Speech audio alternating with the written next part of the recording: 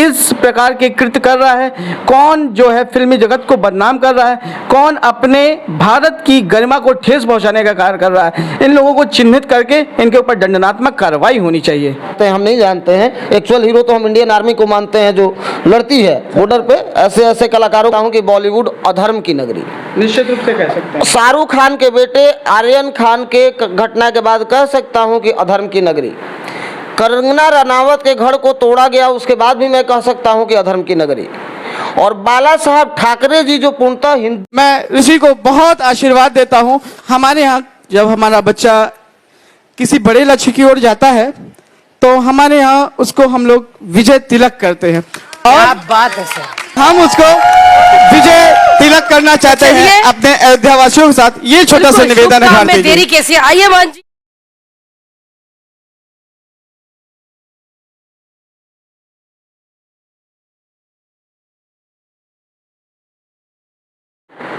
नमस्कार दोस्तों, एक बार फिर से आपका स्वागत है हमारे Hindi news channel news 555 days में। और दोस्तों, आज आप देख रहे हैं हमारे सामने, खुद बाबा अपना नाम भी बताएंगे आपको। ये सनातन के धर्म मूर्ति हैं, और सबसे बड़ी बात है कि ये अयोध्या से इंडियन आइडल के मंच मुंबई तक की यात्रा कर चुके हैं। और इनके शिष्य एक थे, उनके बारे में ये खुद ही बताएंगे, जो हाल ही में इंडियन आइडल में मुंबई से तुरंत शामिल होकर उनको पुरस्कृत करके और आए हैं। और उसके बाद हम इनसे सनातन के बारे में, फिल्मी दुनिया का जो ऑब्जर्वेशन रहा, उनके बारे में हम थोड़ा सा बात करना चाहते हैं। सबसे पहले बाबा एक परिचय अपने दर्शकों को बताइए।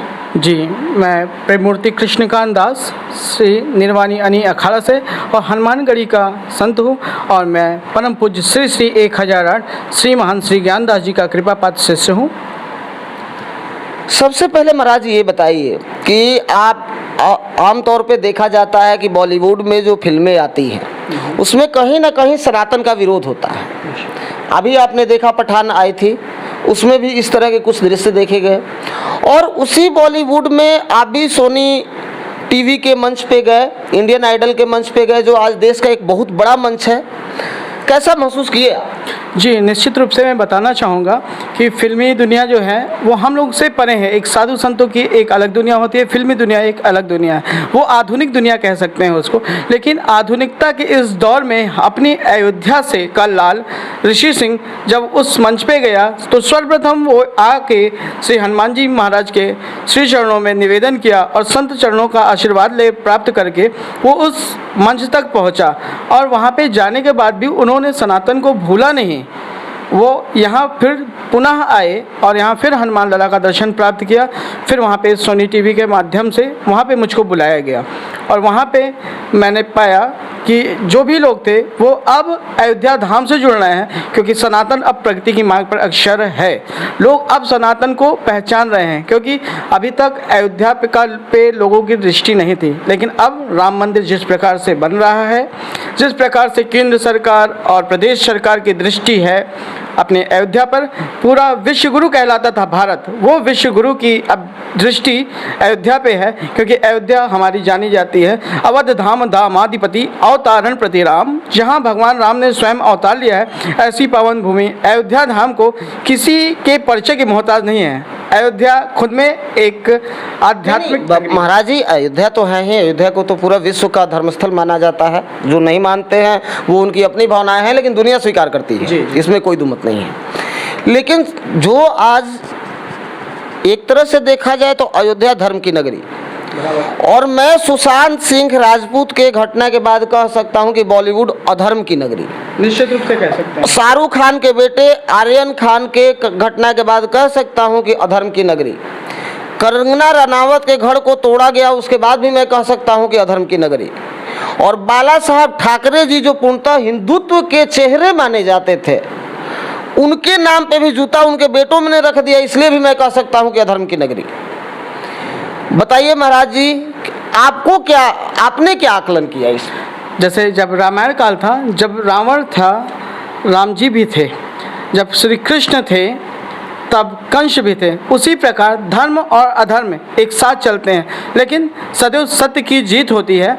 और आपने जिस प्रकार से कहा, बॉलीवुड में ठीक है इस प्रकार से गंदगियाँ आई हैं, लेकिन उसको स्वच्छ करने का काम कहीं ना कहीं हमारा सनातन धर्म ही करेगा। अगर हम आप उस प्लेटफॉर्म पर नहीं जाएंगे तो हम उस वहाँ की गंदगी को नहीं साफ कर सकते ना। तो इस वजह से सर्वप्रथम हमें आवश्यक है कि हम वहाँ पे जाएं, वहाँ पहुँचें और वहाँ की मूलभूत जो भी आवश्यकताएं हैं उसको जाने पहचाने, वहाँ पे क्या गलत हो रहा है क्या सही हो रहा है, क्योंकि निर्णायक फैसला कौन करता है? धर्म के वाहक ही तो करते हैं। अभी हमने लोगों ने धर्म की ध्वजा का निर्वहन करने का प्रण लिया है, वैराग्य की दीक्षा ली है, तो ये हमारा कर्तव्य बनता है जहाँ कहीं भी अधर्म हो रहा है वहाँ पे हम सभी जा करके धर्म की ज्योति को प्रकाशित करें और सत्य सनातन धर्म का भगवा झंडा लहराने का कार्य करें। महाराज जी, ये बात बिल्कुल सही है कि वहाँ पे हम लोग को जाना चाहिए और हम लोग के जाने से ही हमारा सनातन धर्म बढ़ेगा।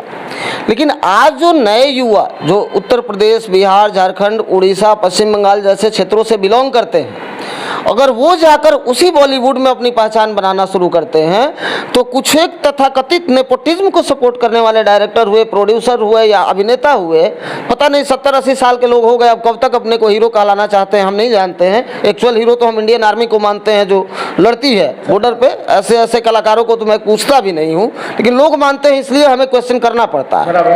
ठीक है, तो हमें ये बताइए कि आज जो ये नेपोटिज्म के तहत सुशांत सिंह राजपूत को मारा गया, आए गए समय में पता नहीं कितनी घटनाएं होते रहती है। अधिकतर जो फिल्म अभिनेता हैं वो तो हार्ट अटैक से हमें दिखता है कि 40, 45, 50 साल की उम्र में चले ही जाते हैं। वो हार्ट अटैक होता है कि क्या होता है वो भगवान जाने, ये भी शक के दायरे में है। योगी आदित्यनाथ जी ने उसके बदले में आपके यहाँ एक फिल्म सिटी बनवाई जो उन्होंने जवाब दिया।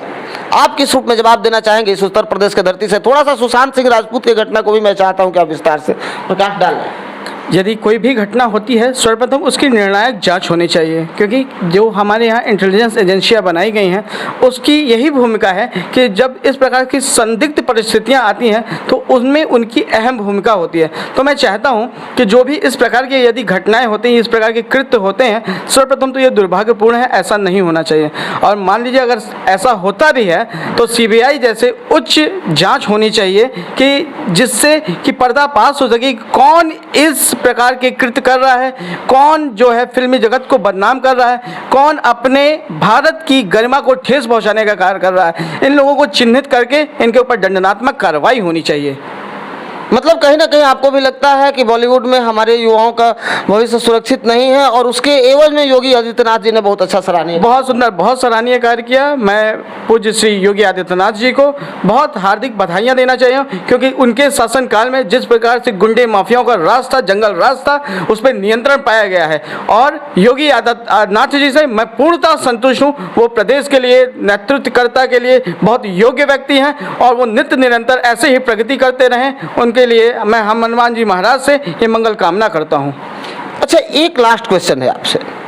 सुशांत सिंह राजपूत के मामले में बहुत सारे दल, बहुत सारी पार्टियां, बहुत सारी एजेंसियां लगी, लगभग पूरे देश के नज़र में ये वाकया है कि सुशांत सिंह राजपूत के साथ क्या हुआ, सब लोग इस बात को समझते हैं। फिर भी कौन सा ऐसा तंत्र है जो सारे सच्चाइयों के ऊपर पर्दा डाले हुए है? क्योंकि आज महाराष्ट्र में बीजेपी की सरकार है। अब ये बात मांग हम कर सकते हैं, क्योंकि जब सुशांत सिंह राजपूत की हत्या हुई थी उस समय सबसे ज्यादा छाती पीटने वाली पार्टी बीजेपी थी कि कांग्रेस की सरकार है, ऐसा किया जा रहा है वैसा। अब तो उनकी सरकार है, अभी तक कोई निर्णायक फैसला आया नहीं है जनता के। जिस प्रकार से महाराष्ट्र में आपने पूर्व में चुनाव में देखा कि वहाँ पे उठापटक की राजनीति चल रही थी। वर्तमान में शासन सत्ता बीजेपी के यदि हाथ में है तो निश्चित रूप से उसकी न्यायिक जांच करनी चाहिए। उसमें किसी भी प्रकार की कुटाराघात की नीति को नहीं अपनाना चाहिए। मैं वहाँ की सरकार से मांग करना चाहता हूँ कि पुनः इस मैं वहाँ की सरकार से मांग करना चाहता हूँ कि उस विषय की न्यायिक जांच करें और जो भी व्यक्ति दोषी पाया जाए उसको इसके ऊपर दंडात्मक कार्रवाई करें, उसको कतई बख्शा ना जाए, ताकि इस प्रकार की पुनरावृत्ति दोबारा ना हो।